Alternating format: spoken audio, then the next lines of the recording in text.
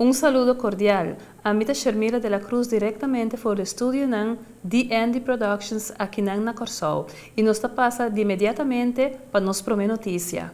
Andy News e Energia Vision a conversar com a senhora Zita Jesus Leito tocante a reunião de HAF e ela amplia arriba essa aqui. De mês, nós HAF está muito importante para o povo de Corsol e nós como fração de parte para a parte que o HAF bonificar para emprego para nós ainda não. Essa é nossa primeira preocupação na totalidade aqui. Nós começar, no momento que a começar, tocante de essa e nós enfoque aqui da riba também.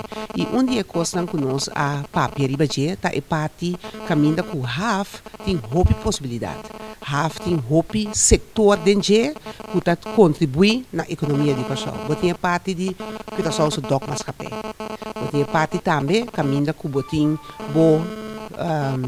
como te chama, kranan, atendimento com container que passa aqui na nossa isla, botin quantidade de HAF outro mais também no Corsol.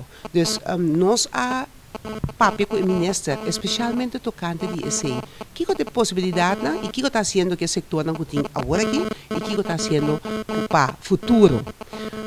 Den e rapport que o ministro manda para nós, bota mira que não enfocar hopi riba e inovação que pode eventual ponto na maneira, por exemplo, bini com HAF de transshipment de container mais grande e poner euro na Bulambay.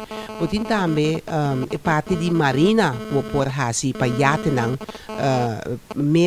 chiquito e mediano que lo por hasi de nos hotegat. Possibilidade não que loporting para futuro trabalho para nós ainda também. Nós vamos pedir tudo isso. Pero vou pensar que lo que a dominar a reunião mais tanto tá é parte de concessão de HAF que o CPS tem. E tem rapport a sali que é maneira que a concessão aqui tem em cada outro. Esta é convênio entre de CPS e CPA para o que trata com também atender que vou bisa cargo de nos HAF que é convênio e nota na conveniência de povo de Corsol maneira está no momento aqui e começa esse cambio dentro. E vou mirar que durante a reunião esse a dominar toda a discussão. Bom, nós não estamos contentes com a ministra aqui, essa é a turma de fração de par, nós não estamos contentes com a maneira que está riba seu manejo e seguro, nós permitimos que foi no começamento de reunião que nós lo bini back para papel, riba cada aspecto de HAF e especialmente, por exemplo, botin parte de Curaçao do dogmas capé, que no momento aqui está sangrando, que também com o mantenimento e equipo para atender que o barco não está adequado, não está bom, não está gastar lá que nós bisa, comecei a fazer algo e não comecei a fazer investição grande.